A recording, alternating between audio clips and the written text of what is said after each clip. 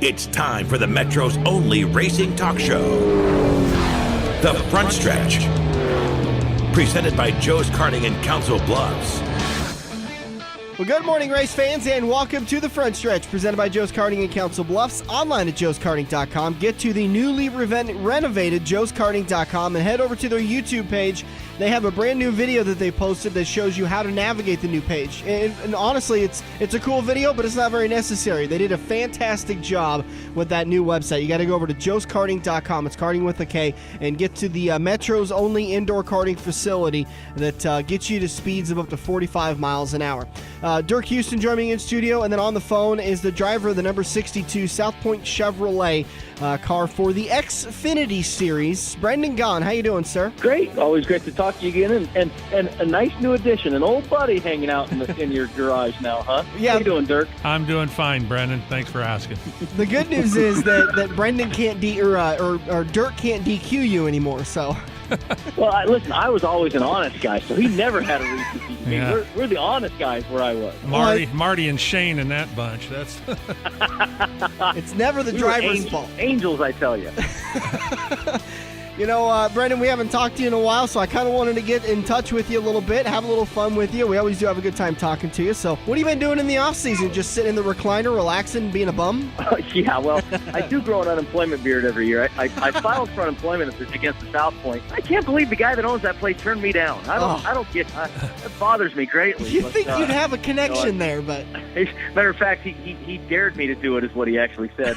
And so, look, I've got a great life. I mean, I got two great boys that you can hear in the background here, and he's telling me he wants me to craggle an airplane that he just broke. Oh. And for those that don't have kids, craggle is from the Lego movie. Oh. And it's the word for crazy glue. They call it craggle. Oh, God. And so he wants me to craggle an airplane for him. But no, I got a very blessed life, man. I can't complain. I love my life, and for 2 months, hell, I get to be at home every day with the kids and doing anything I want to do with them. So we live in Vegas, of course. That's home. But then we spend a lot of time we have a mountain house in Colorado, and my oldest boy, Michael James, he is a hell of a skier. He's been skiing now. It's his third year, and he's out skiing mommy. And then my 2-year-old just started this year, and he's on the little leash with me, and they just go anywhere our daddy wants to go. Just Michael gets in the lead, and Rai sits on the leash, and we just chase after Michael. It's a lot of fun. And went to Mexico for a little bit. My grandfather, my wife's grandfather, has a place in Mexico, the boy's great-grandfather, and went to visit him down there. So it's been a great off-season, man, and we got to spend as much time as you can recharging your batteries in this world, and ours are recharged and ready to go. So is this the time of the year when your wife gets to sit back and just say, Brendan, you're in charge, I'm relaxing, I've got him the other 8-9 months of the season of the year, so it's your turn? She's got the easiest life in the world anyway. Are you kidding me? She's not in the room, That woman doesn't know how good she's got. Oh, wait, hold on. If you hear a bullet or a stabbing, you know who it was. No, it is. I got a really great deal going, guys. I mean, look, this sport is not easy for spouses. Oh, no. And anybody that thinks this life is great, let's start with that. But it is not the easiest life in the world for spouses, for children. It's very famous for guys that weren't around to help raise their kids growing up, and that's not going to be me. I love being with my children. I love doing everything with them. I mean, I'm a guy that I have some parents that really don't like me. I let my 1-year-old, he's 2 now, when he was 1, I put him on a zip line in Honduras. I mean, I don't care. If I'm going to do it, my children are going to do it with me. Yeah. And so I love taking them, but my wife does a great job. I keep trying to get her to say, we're very fortunate. We can have somebody help us, but she doesn't want to have the help. This year is going to be extremely busy for me, so I think I'm going to finally muscle my way into telling her that she needs to get a little help around the house. But she's awesome. She works her tail off. Right now, she's actually scotch taping toys back together and trying to find pieces to all the puzzles right now. And she's looking for the craggle. Yeah, she's looking for the craggle. And I got 2 boys right now. I'm the good daddy. I'm taking care of the boys. So what are they doing right now? Eating cookies before dinner, because Daddy got the cookies on the counter and said, "Here, boys, I'm in an interview. Have a cookie." So, bribe them whatever way I can, and they're both sitting on the chairs, buck naked, might I add, in the house. We don't believe in clothes in this house, Daddy included. And so we Tatum has the nudist calling going on. Hey, listen. I'm glad this is a radio interview. Around, let me tell you. I'm just really glad this is a radio interview. Very good thing this is radio. No Skyping on this show.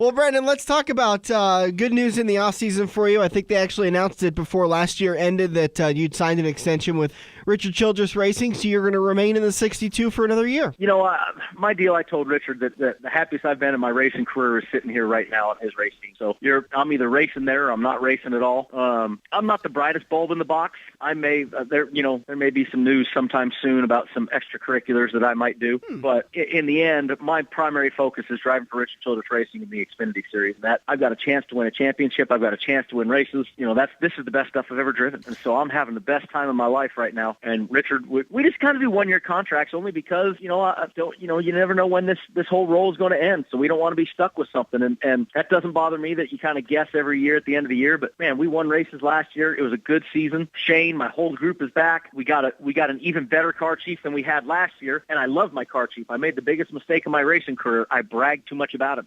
And they took him to the mothership, the 3 Cup team, to be one of the head front end mechanics. So I will never brag that much about my boys again because they get taken to the big teams. Yeah, there's a delicate balance you got to make sure and give them credit, but not too much. I told my boys I'll privately give them all the credit in the world. But when it comes to media now, I'm like, yeah, these guys got to work a lot. It's not quite cutting the mustard yet. No, it's good. He was a young kid and deserved a great shot at it. And what's great about being at a team like RCR, they've got a little bit of depth. I mean, he ate the cookie, now he's loud again. RCR has a little bit of depth on it. So we got stuck with a car chief that only has a little bit of experience. His name's Craig Smokestead. He's only been in the sport about 15, 20 years. And, was Paul Menard's car chief the last 4 or 5 years. So, I mean, I kind of got stuck with a guy, that we may have to teach him a few things. But, that's what's the great thing about being at like RCR. I mean, you lose a guy that you liked a lot, a young kid with a lot of potential and a lot of upside, and they take him to the next level, which is what he wants to do anyway, and you get stuck with a guy that's been doing it for 15 years and everybody respects, and so it's like, oh gee, that's rough. Yeah. Thanks. So I mean I got a great situation here, guys. Yeah, as long as he has got the respect of the rest of the crew and gets to develop those leadership abilities. He does, and that's sorry. No, you got to listen to him. That's okay. He does have a lot of respect for the guys, and that's what's great is he's a guy that everybody, when they said they were going to give him to us, we all went, wants to go nationwide racing? This is a guy that, he's A-level Cup material. And when I talked to him, I said, you sure you want this? He goes, you kidding me? He goes, everybody in that shop wants to be on my team. He goes, you're the guy we all want to be on. He goes, it's nationwide racing. He's going to have, no offense, more fun because Cup is a lot of, there's a lot of stuff going on in Cup. Yeah. He's like, he's ready to have the best year of his life. He's pumped up. He's happy. His wife's happy. His kid's happy. He gets Sundays off. He's like, hell yeah, this is the deal. Couple extra weekends off too. So it's we're excited around here. Things are looking good for the 62 bunch. Talk to me about the bar set that you're setting for this season. You won 2 races last year. Are you trying to maintain 2 wins this year? Are you trying to not set a wins goal? What's your mindset like? Well, no, I mean, your goal in anything is always to be better, every year. And so especially being able to come back with the same stuff, you want to be better. Now, I've been told I'm not allowed to answer that question by Shane Wilson.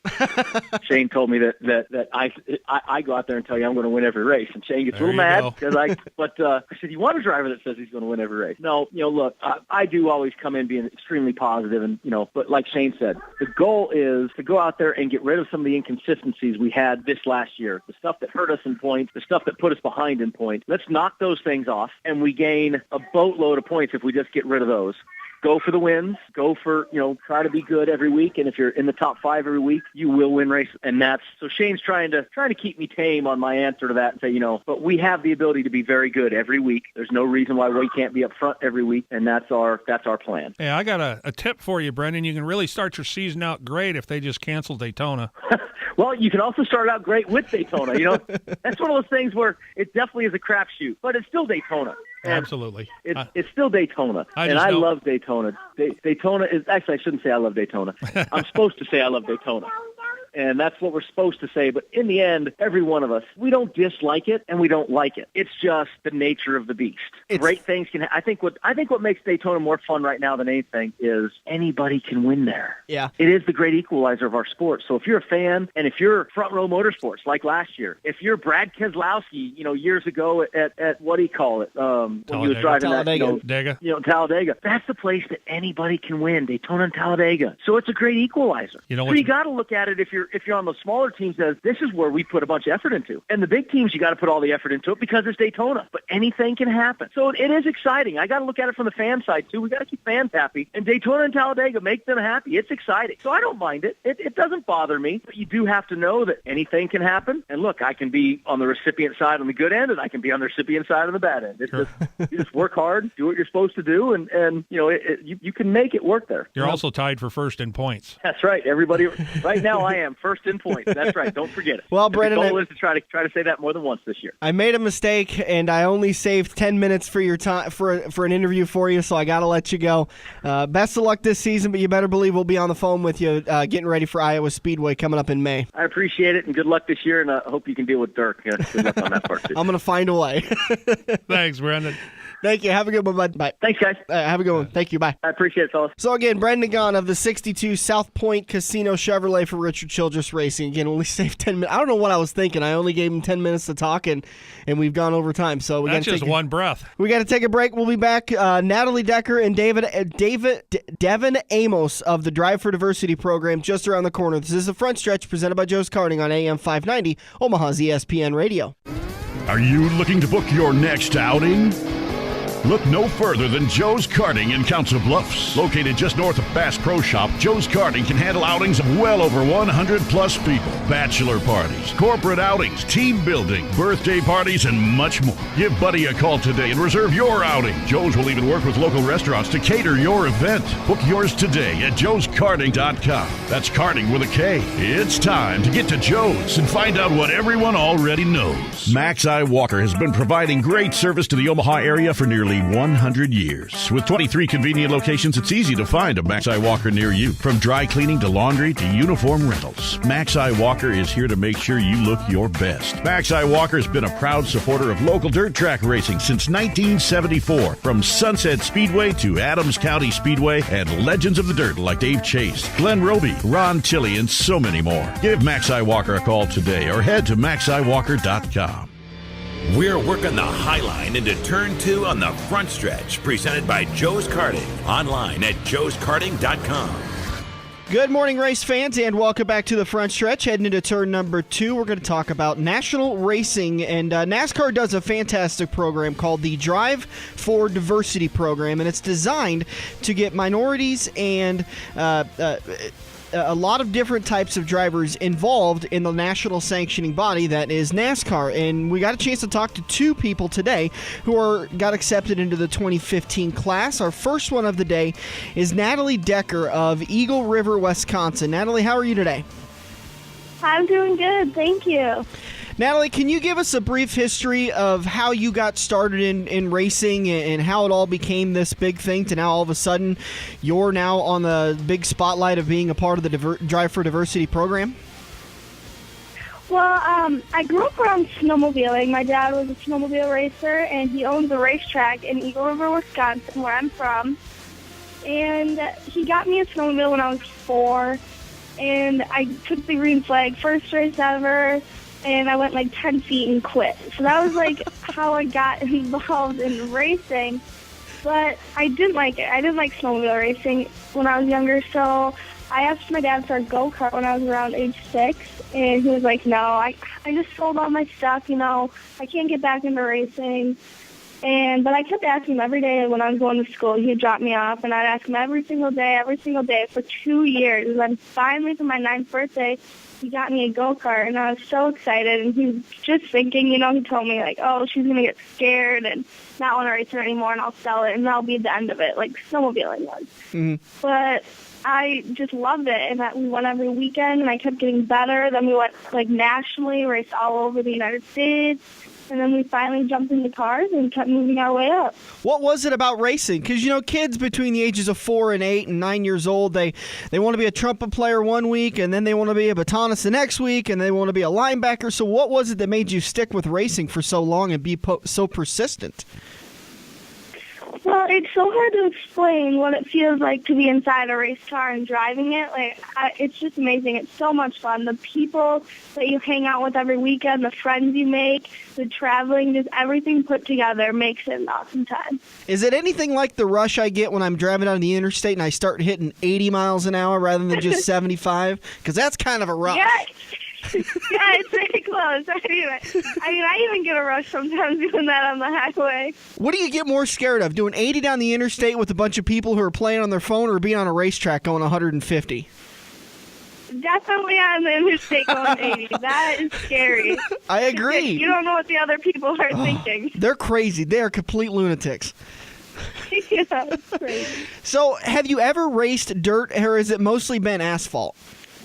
It's mostly been asphalt, but when I was about 12 years old, like a little mini sprint thing, I don't even know what it was called, but it was like one of those little wing cars. It was like for little kids.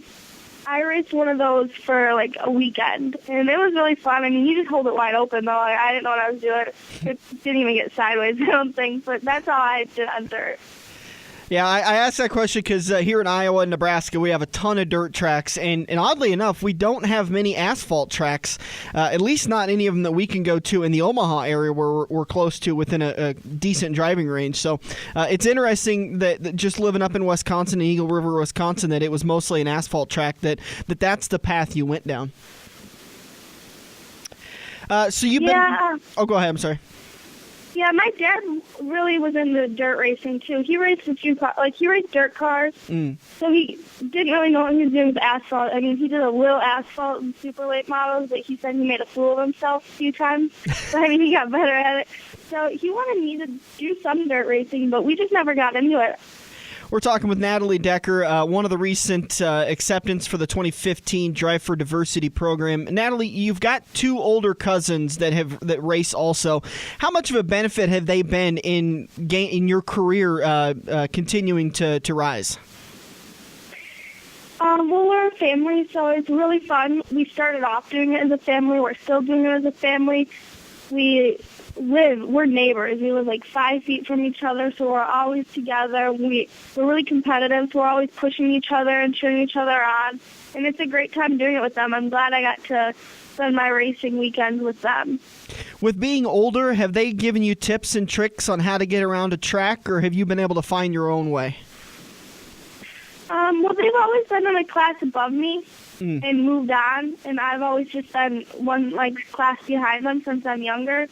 So I've never really talked to them about what to do on the racetrack. They more give me life tips and what they went through at my age and stuff like that. So we don't really talk about how to get around the racetrack together. Just more funny stuff. We like goofing around a lot together. Yeah, that's got to be an interesting dynamic. I mean, 17, it's young to have this kind of spotlight put on your shoulders. So how are you going to balance the stresses of a racing career with still trying to be that 17, 18, 19-year-old girl that wants to have fun every once in a while? Yeah, it gets hard sometimes, but it's fun because when I look back, what would I rather be doing, racing or going to prom? And I always pick racing because, it's so much fun. So, but the homework thing in school is really hard. It's all online. I have to do it all by myself. And that gets tough sometimes because I'm at the shop, and we're all having fun, working on the cars, we're working out. And then, my mom says, you got to come do homework. And I'm like, oh, my gosh, I don't want to go do that. I'm having so much fun here. So it's hard to, not wake up and just do your homework without being in the school environment. Yeah. It gets tough sometimes, but I got to do what I got to do to make it. Well, hey, keep in mind, Chase Elliott missed his prom last year, and he went and won Richmond International Raceway. So there's precedence there for you. Yep. How nervous are you to make the move over to Rev Racing and start this 2015 season? I was a little nervous, but I already knew most of the people here and made friendships. So a lot of them and a lot of the teammates and drivers made it easy, and they just helped me along and just guided me through everything. And I was more excited than anything, more excited than nervous. What's your expectations for 2015? I always enjoy the way that drivers answer this question because it really sets up your mindset. So are you going at this like, I got to get 5-6 wins under my belt this year so I can move on to my next stage of my career? Or is this about a learning opportunity where it's about getting laps and experience more than wins? Yeah, I'm going to take this more as learning. I raced a super late model back in Wisconsin, and here the car is a little different. I've never raced a car like this, so I'm just going to go to the racetrack and try to learn, listen to what they have to say, what I need to do to get better, and just see where it goes, see how good I do, and try to improve every weekend. What was the biggest thing that you think was a part of your either talent or personality that got you approved for the Drive for Diversity program? What's something you can give a tip to a driver out there listening that wants to apply for it and hopefully get approved? That's a hard question. Well, I think being physically fit is huge because there's a fitness test, and that's what I really worked hard at before I came, is I would work out all the time with a trainer and try to get my physical fitness really well. And then when I was there, I just made friendships. I talked to people. I see what they had to say, try to learn from them about the cars, about the racetrack, and just try to take everything and learn it all. Okay, physical fitness. So I'm eliminated. All right. There goes my hopes and dreams. Give me one thing that sets you aside from the other drivers that are in the Drive for Diversity program for 2015. The other drivers, as in my teammates here? Yeah. What sets me out different? I'm not too sure yet. I mean, we haven't gone racing together yet or anything, but I think we all have fun together, and we're all really good friends. I feel like it's going to be a good year. We like to have fun together, and we're all laughing and joking around, and there's no tension in between any of us, so I think it's going to be a good year. It's a lot of camaraderie then? Yeah. All right, Natalie Decker, newly named to the Drive for Diversity program in 2015. You can find her on Facebook, Natalie Decker Racing, and then I believe you've also got a website, nataliedecker.com? I think it's DeckerRacing.com. DeckerRacing.com. All right. Well, thank you very much for that. Natalie, best of luck to you. We really do wish you a lot of success in your career, and we hope to talk to you soon, hopefully when you get that first win at Rev Racing. Yes, thank you for having me. So again, that was Natalie Decker, and now being joined on the phone by another person who got accepted into the Drive for Diversity program for 2015, Devon Amos. Devon, how you doing, sir? Doing really good, Dan. How are you? I am hanging in there. 23 years old from Rio Rancho, New Mexico, and now you're on the big bright stage of the NASCAR Drive for Diversity program. What's that like? Man, it's been great. It's been one heck of a ride. I've been out here for about 2 years now, and I've been in the diversity program for 2 years, just going on my third. So I'm really looking forward to the season, and I can't wait to get things underway down in New Smyrna. Yeah, I want to back you up a little bit. You had a couple of years where you were applying for the Drive for Diversity program and weren't able to get accepted. So what was the difference you feel that got you accepted? What was it, 2012 you were accepted into the program? It was the 2012 Combine that got me in the 2013 class.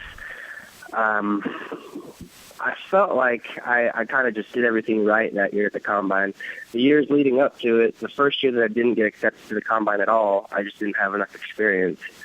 And then I did make it to the Combine after I went through racing school with Rev Racing, and I got to the Combine in 2011. I felt like I didn't execute in 2011 at the Combine, so I kind of left a little bit out on the table, and that kind of drove me to get to the Combine again and really, really show them what I could do. Talk to me about the Combine. When I hear that, I'm thinking NFL draft. I'm thinking drills, running yards. I'm thinking aptitude tests. Is it pretty much the same thing? It's very similar. It's really fun. It's 3 days, set up 3 days, and it's broken down into the individual days. The first day is media training and physical fitness. The second day is on-track. Actually, the second and third day is on-track evaluation. And it's a really good time, and you're being watched the entire time, so it can be stressful, but at the same time, it's really fun, Now, at that media training, how many times do they teach you got to say excited when you're talking about the season to come? Well, to be honest, they called it media training, but it wasn't really training. It was like we're going to ask you questions up on this interview panel and see how you do. So I don't know why they called it training, but it was fun. Were they digging up dirt on you? Like, why did you skip school on April 13th and trying to really kind of fluster you when you're up on that stage? Oh, no. It was a good time. It was college students. They held it at Hampton University. Yeah. So it was it was part of one of their work assignments, trying to get to know some more about NASCAR, and it was really cool. So this Drive for Diversity program, I heard about it, but I haven't done a lot of research on it. It's pretty difficult to get into, right? Well, it took me 3 years, so I guess it could be. You really got to have experience in racing, and obviously have a diverse background. So you have to be, female or some like Latino, African American. You just have to be successful in racing. Those couple years that you didn't get approved for the Drive for Diversity program, did you ever get discouraged to where you were thinking, well, maybe I'm just not going to worry about that and I'm going to try to go about it my own way? Or was it, okay, that's what I did wrong, let's correct it for next year and go at it again? Yeah, well, to be honest, I really didn't have any other path to get to NASCAR, so that was kind of what I was aiming for. So I was feeling discouraged after I didn't make it, but that only lasted probably for like a week, and then I just set my sights back on what I wanted, and I pushed a little bit harder, and I decided that I was going to work as hard as I could, and I'm going to make it happen. Very determined then, huh? Yeah, I mean, hopefully I can continue to advance up the ladder of NASCAR. It's been encouraging to make it here to the diversity program and then make it through their ladder system in rev racing. So I was through the Legend Car program when I first got there, and I was running late models last year, and now to be in the K&N Pro Series East this year, it's pretty awesome. So hopefully it just keeps progressing and I can keep climbing the ladder. How instrumental has the Rev Racing been in you getting through the Drive for Diversity program? Everything at Rev has been great. They're real hands-on. They have.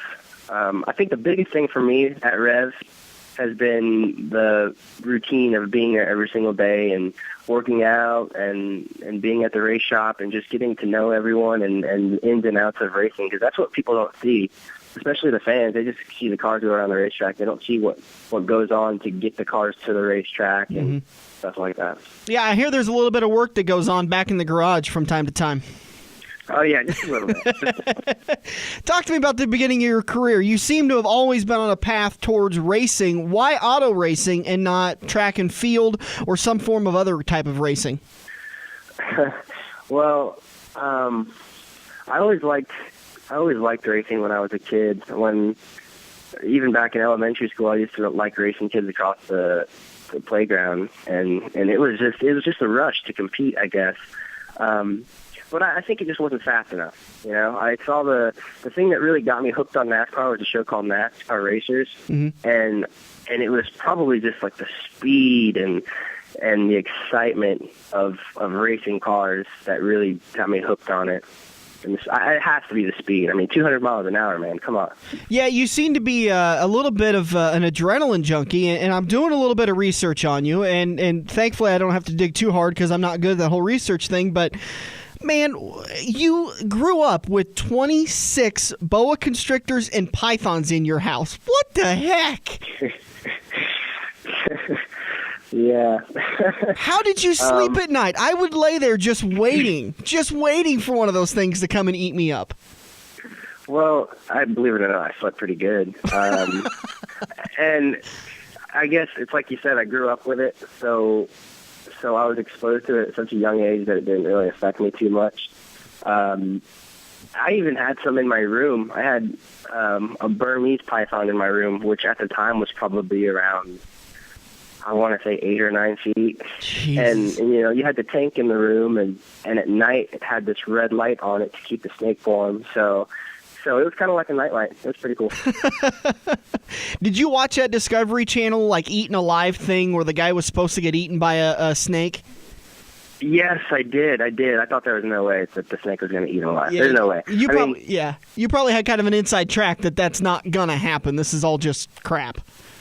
Yeah, when I saw the snake and how big it was compared to him, I mean, I know a snakes they dislocate their jaw, and that's how they work around how big the prey is and how big, they can eat things so much bigger than their mouth.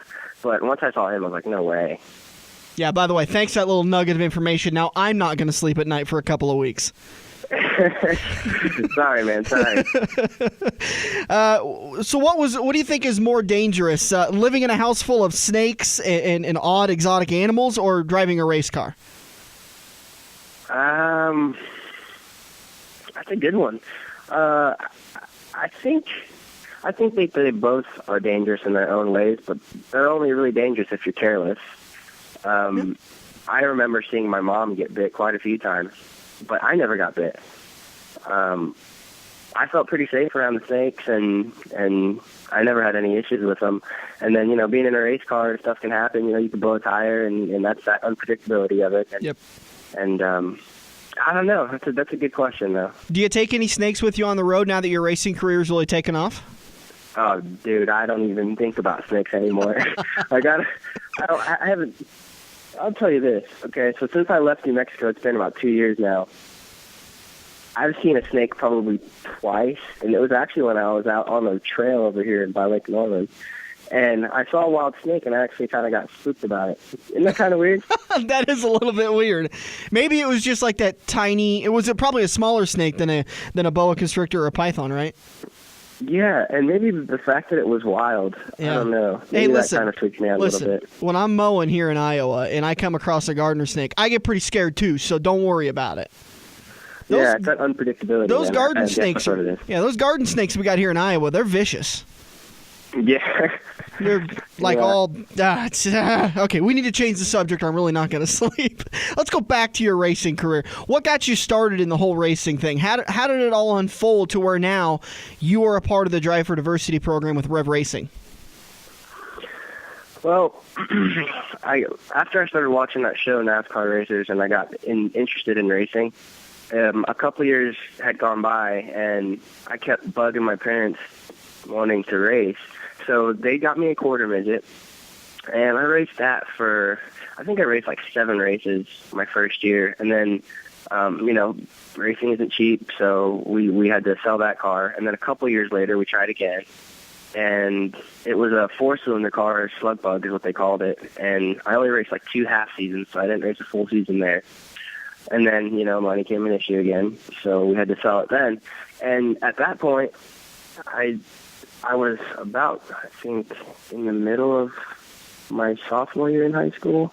So I kind of was trying to figure out what to do with my life, and I kind of pushed racing aside. I didn't really think about it as a career at that point. And then once high school started winding down, I started thinking about it more, like, what am I going to do with myself? And in the summer of 2008, I went to my first NASCAR race, and it was at Daytona. And that's really when things got kicked off in my mind, like, this is what I want to do. Because I saw them. I saw the cars going around Daytona, 200 miles an hour, and I'm like, this is what I want to do. Yeah. So I came back home, and from that point forward, everything kind of got refocused, and all my energy went to how can I race again. So I met all the right people, and I had got a job at Home Depot, and saved up, and I bought a race car, and started racing dirt, had a lot of success out there, and then I applied to the Combine, and here we are. Years later, now you're about to start your 2015 season with Rev Racing as a part of the NASCAR K&N Pro East Series. So what are your expectations for this year? Are you looking for wins, or are you looking for laps and experience? Well, I feel like Rev Racing has set the bar really high. If you look at the success with Darrell Walsh Jr., Kyle Larson, and Daniel Suarez, all coming from the K&N Series with Rev Racing, they've all won races, and they've all been very successful. So they kind of set the bar for me. So I'd like to win some races this year and just be competitive and be in contention to win some races. But at the same time, I just want to finish all the laps and learn as much as I can to just continue to go forward and grow. Do you like that bar being set high? Do you like those high expectations? I don't think about it too much. I mean, the whole goal is to go out there and win races. I know that's what all of us are going out there to do, and it just makes you hungry. And I really want to get out there and just have a good year and have some fun and just go fast. Yeah. Are you racing the full K&N series? Yes. The full season? I think it's 14 races. So then we're going to see you at Iowa Speedway May 19th, I believe, and July 31st for the 2 times the East and West series come together then? Yeah, that's right. Oh, it's going to be great. I can't wait to meet you in person, man. You sound like a great, smart young man, and hopefully you're going to get some wins under your belt, and we're going to be able to talk to you after those wins. Yeah, man, I can't wait. I'm looking forward to it. All right. And it's going to be a good year. Thanks, Dan. Thank you very much, Devon. Have a great one. You too, bud. Bye.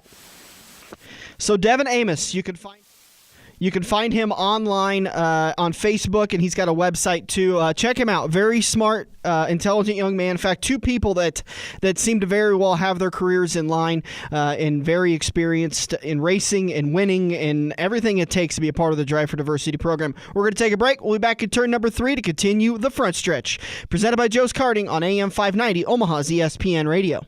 This is Andrew from Kaziski Auto Parts. Kaziski Auto Parts is an insurance-quality used parts supplier that can match your foreign or domestic car or truck needs. If you have a damaged or broke-down car or truck, we guarantee a clean and quality part in next-day fashion. Kaziski Auto Parts, your neighborhood premium recycled parts supplier. Call any Kaziski Auto Parts salesman today by dialing 402-731-4592 or visit us at 5040 I Street in Omaha. Kaziski Auto Parts, our quality used parts will match your car or truck's needs. Joe's Karting in Council Bluffs has taken a page out of IMCA's rulebook and gone crate. These brand new low-emission engines will still have you white-knuckling it all through the Metro's fastest indoor facility. Joe's Karting is now friendly for all skill levels with their brand new Honda-powered engines. It's time to get to Joe's today and find out what drivers like Jack Dover, Shaylee Bate, and Andrew Kosiski have known for years. Located in Council Bluffs and online at joeskarting.com. That's karting with a K. Time to grab another tear-off and make your move. We're headed into turn 3 on the front stretch, presented by Joe's Karting.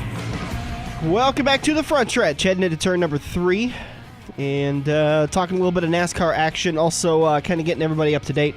What's going on with the front stretch? Don't forget, next Sunday, man, the Daytona 500, Dirk, just around the corner. The Daytona 500 ready to kick off the Great American Race. Is that the 51st running? 51st or 52nd. Yeah, I think it's the 50. I think we celebrated the 50th last year, so already 51 years old, the Great American Race, and starting to get some prop bets on who's going to win that, who's going to be the top dog in that. Don't forget to come down to Quaker Steak and Lube next Sunday, as we will be celebrating the Daytona 500 and the kickoff to the 2015 NASCAR season with the just kind of hang out, have some beers, have some fun. Quaker Steak and Lube is always having some great specials where you can win, or you can get a bucket of wings and a lube tube for $26.99. That sounds like a big number, but it's actually $8 off of what you normally would pay for a bucket of wings and a lube tube, and that's good for 2 people. So I think $13 for a meal. Sit there and watch a race. You can also get $4 margaritas and $4 Bloody Marys, $1 off domestic beers. Got some great specials, as well as our friends over at CD 105.9. They're going to be out there throwing out prizes. Bass Pro Shop giving a $100 gift card they're going to come up with some contests for winning that, plus some prizes that are Tony Stewart themed, t-shirts, hats, all sorts of cool stuff, so make sure you come down. Plus, it's going to be your last chance to get signed up for the Pick'ems contest, which is, I wouldn't really say filling up fast because there's no such thing as completely full, but there are plenty of people that are getting involved in the Pick'ems contest this year. That's the important thing. That contest is a lot of fun, people. You need to get involved. We have some awesome prizes already that we haven't even started the season yet. I-80 Speedway is going to kick off our first 5-week contest with tickets to the Spring Meltdown. We've also got 7 autographed hero cards from Brad Keselowski, 2 autographed hero cards from Kyle Larson. But here's the really, really cool one that I thought that was really kind of neat that Kyle Larson did. He sent us 2 pieces of sheet metal from his Loudon, New Hampshire car from the summer race on that number 42 car in the Sprint Cup Series. So a very cool thing that Kyle did for us, so that we've got 2 pieces of sheet metal from his car, and I've got the letter there from his PR guy that talks about that, where that came from. So if you need some authenticity behind that, I could prove it to you. But some cool stuff already lined lined up, working with Iowa Speedway, working with Kansas Speedway, who's going to come back on board with us this year as a sponsor. That starts next week. So a lot of great things happening for the front stretch. That's good. Those sheet metal things, if you go and try and buy those at the shops there in Charlotte, they're about $10 a piece. But something nice to put on the mantle. Those are the little things I like to get. The things that you can't really come across every day. Die-cast cars are cool, hats are cool, T-shirts are fun things, but a piece of sheet metal from an actual race car. Can't get that at Walmart. No, you can't, and that'd be something that's really cool to get my hands on. And I'm sitting there as I'm holding them, I'm kind of thinking, well, maybe I could keep one, but no, I got to give one away. So I got a box going of prizes that people are giving us, and we're going to keep working on it throughout the year about getting more and more prizes. So let's talk about some of the rule changes for 2015 that you're going to see next weekend for the Daytona 500. One of them that I thought was really interesting, and Dirk, I want to get your take on it, being a former NASCAR Tech official, the in-car driver adjustable track bar. Is this going to be something that I'm going to be able to see as the everyday person, that I'm going to be able to notice? Or is it something that they're going to have to point out to me as the race is going on, that cars are staying more hooked up? It's something they'll probably, especially at the beginning of the year, they're probably going to put an in-car camera on it so they can catch guys trying to make the adjustment. Okay. But I don't think it's quite as big a thing as what everybody thinks, just because when you're cruising down the back straightaway at 200 miles an hour, counting how many times you adjusted, or if it's a quarter turn, or if you did 3 turns, and getting that relayed back to your crew chief so he can stay on top of it, it's going to be a little bit of a chore. And is that, we'll learn more next week when we get farther into the Daytona 500, but is that going to be something that the over-the-wall crew is also going to be able to adjust, or is the crew chief probably going to radio into the driver, hey, we did these changes and we need you to do a half a turn on your track bar? My guess is they're still probably going to make the adjustments on pit road. Okay. Also, and I think that the adjustments that the driver make is maybe going to be reeling it back in if they went too far. Mm-hmm. They put in 2 cranks and he goes 2 laps and says too much, then maybe he's going to dial it back a half a turn or whatever. But that communication is going to be critical between the driver and the crew chief, because if he's sitting there turning on it, but he doesn't really relay how much he turned on it, then it throws the crew chief way off. Absolutely. Every bit of communication between the crew chief and the driver is critical. This is going to be really interesting. I'm really excited. I think this is the rule change that's got me the most excited about it. Other than, I guess it's kind of a tie between that and the pit crew, or excuse me, the pit road officials are now gone, and it's now a 46 camera system with software. Each camera is going to watch 2 cars in a box, and so then the next camera will watch 2 cars, but they'll overlap. So let's say the very first 2 pit stalls, camera 1 will watch those, pit stall 1 and 2, and then camera number 2 will watch pit stalls 2 and 3. Camera number 3 will watch pit stall 3 and 4. So there'll be some backup there, that if one of the cameras goes down, there's 2 cameras that have backups. But they're going to watch simple things like, is the car parked correctly in the box? Is there too many guys over the wall? They're able to recall that information. And I think one thing that they dropped this year, and I want to get your opinion on if it's a good or a bad thing, is lug nuts. It was always got to get 5 tight. And that's what has killed some, like Jimmy Johnson, 3 years ago down at Homestead, he dropped a lug nut and they had to come back and get that lug nut put back on. Now that's no longer the factor. They don't have to have all 5 lug nuts on the car. Is that a good thing or a bad thing? Well, to me, it's a bad thing at some tracks. Martinsville, it doesn't make any difference. Mm-hmm. Texas Speedway, when you're going into turn 1 at a 200 plus, it makes a difference, especially if it's the right front. Yeah, that would make a little bit of a difference, wouldn't it? Let's see.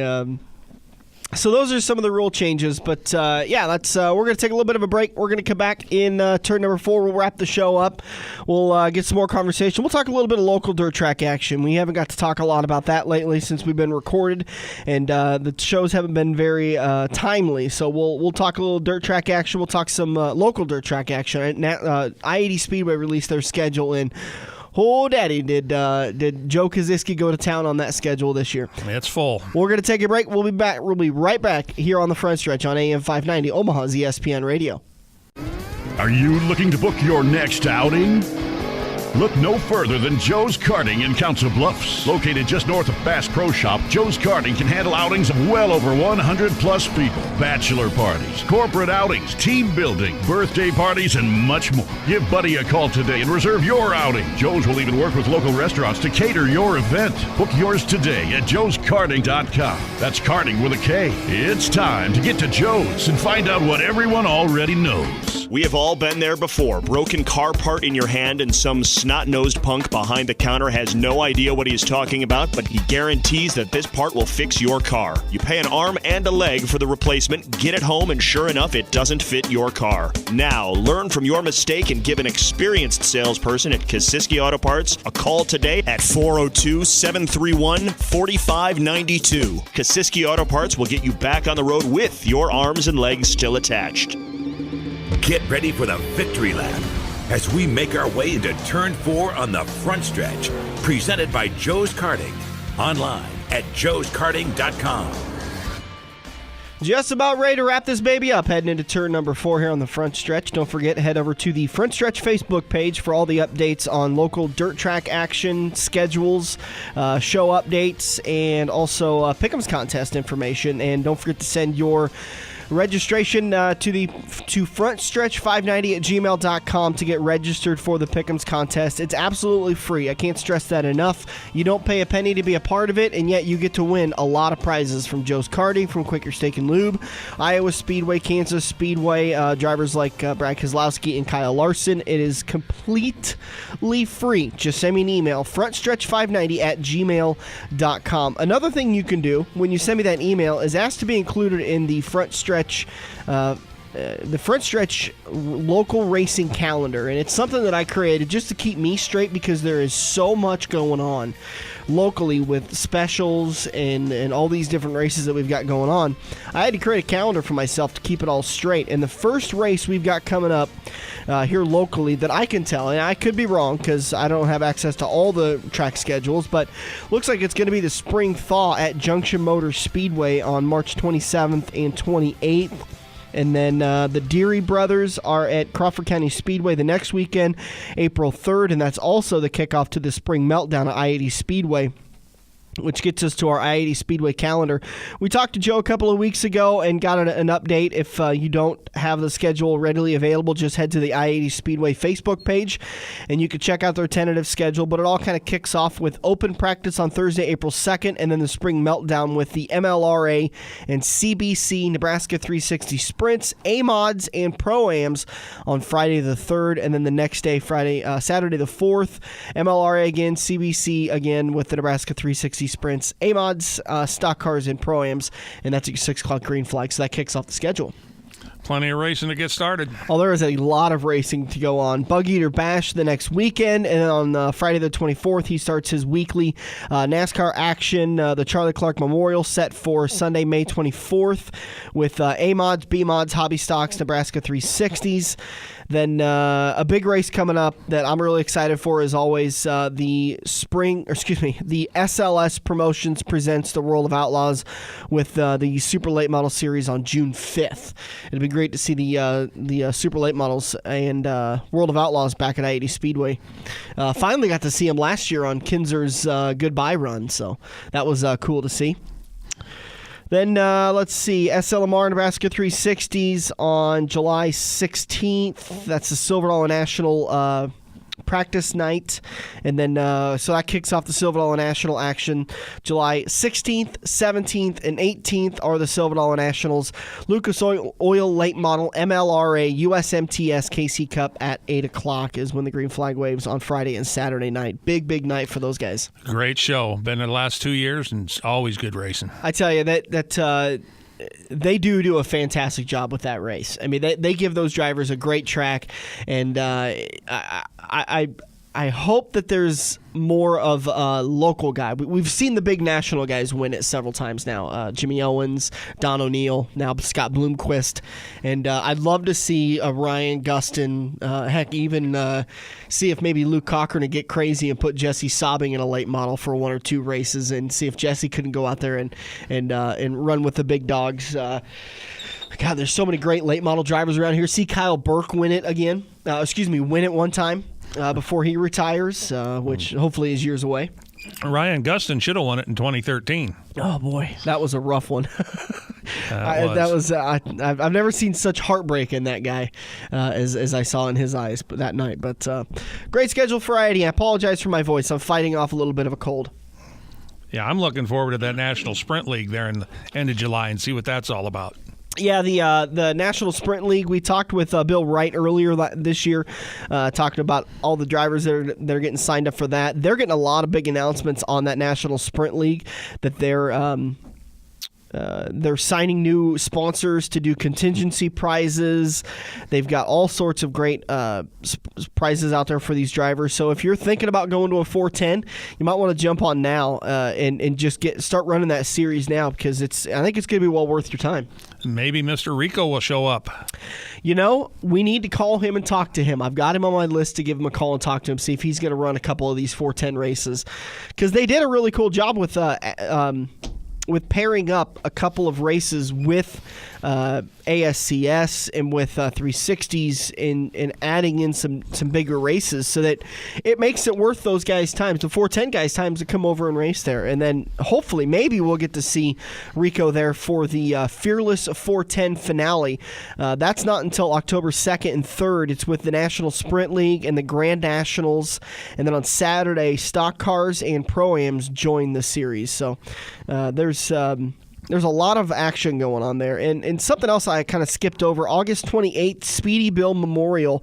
That's going to have the Nebraska 360s, A-Mods, B-Mods, Stock Cars, Pro-Ams, Grand Nationals, and Hobby Stocks. That should be a good night.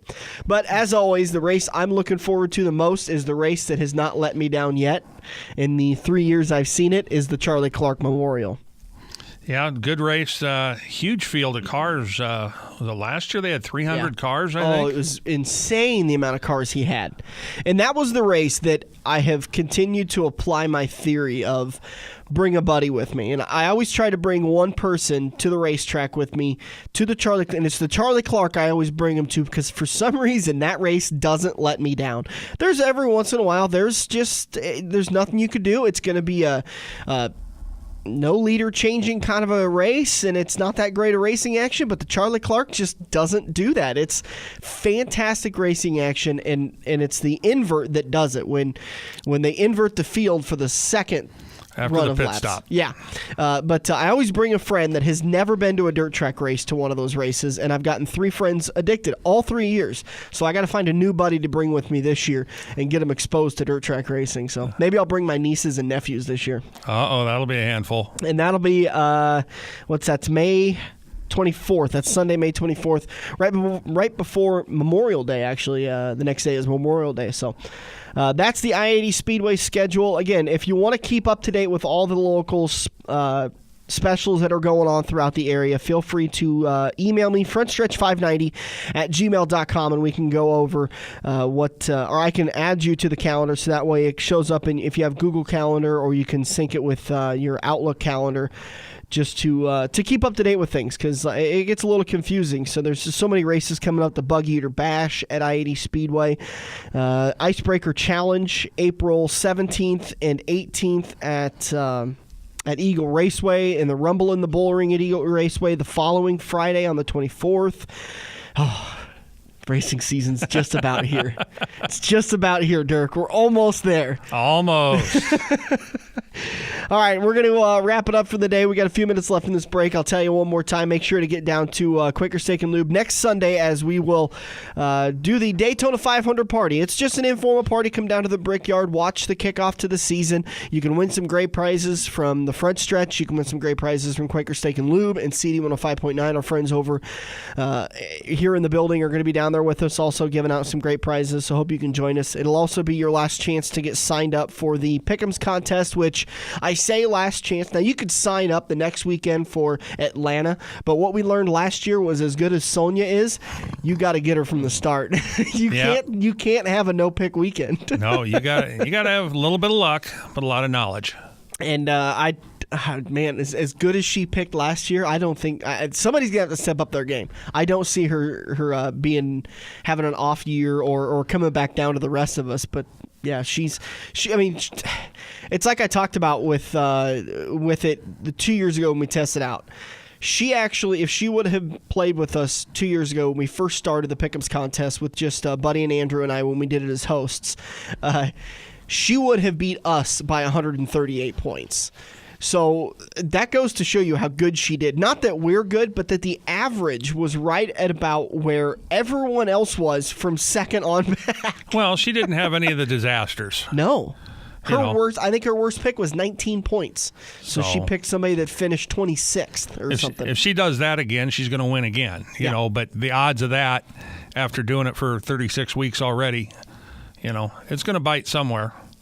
So we're doing things a little different this year. We are doing a chase contest, so we are going to break it up into 2 different seasons where you're going to pick for the first 26 races. If you happen to pick a winner, then you automatically qualify for the postseason for the chase grid, or the chase. I shouldn't say the grid because I don't want to confuse anybody with the current chase system that NASCAR runs, but you'll get to you'll qualify for the chase, the final 10 races of the chase, and everything kind of be reset. And I'm hoping maybe that will be what brings Sonia back to everybody else, and then maybe she'll have some bad picks during the chase and we can have a good contest. But it'll be fun this year, so I hope you enjoy it, and make sure you send me an email, frontstretch590@gmail.com. I want to say a big thank you to Brendan Gaughen for joining us in turn number 1. You can check him out at Brendan Gaughen on his Facebook page, and you can see him at Iowa Speedway and I-80 Speedway when they make, at Iowa Speedway and Kansas Speedway when they make their runs through the circuits. And then you can see Natalie Decker and Devon Amos. Both of those have Facebook pages that they're updating regularly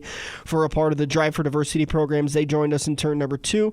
And you can see Devon when he comes to Iowa Speedway, which we will be there for the NASCAR K&N Series and the Nationwide Series. I believe that is Mother's Day weekend. So we'll be there for that one. Mark your calendars, folks. Let me look at my handy-dandy little calendar I was just telling you about, because that'll tell me when we have a live show there. Texas, Richmond. This is back in May. Here we go. Yeah, May 17th is the Xfinity Series at Iowa Speedway, and the K&N Series is the Saturday night before, so we'll go see that. We'll be there broadcasting live, so you hope you can join us for that. So, all right, Dirk? NASCAR used to have a policy on Mother's Day. They didn't race because they thought all the racers should respect their mothers, but they kind of got away from that. Well, they don't make the Cup Series guys race. Now they make the lower series guys race. The Xfinity Series and the Cape World Truck Series guys, they still have to race. So, yeah, those guys will be racing on Sunday on Mother's Day, and so I'll have to make it up to my mom for not being there on Mother's Day again. But she's my mom; she'll let me go.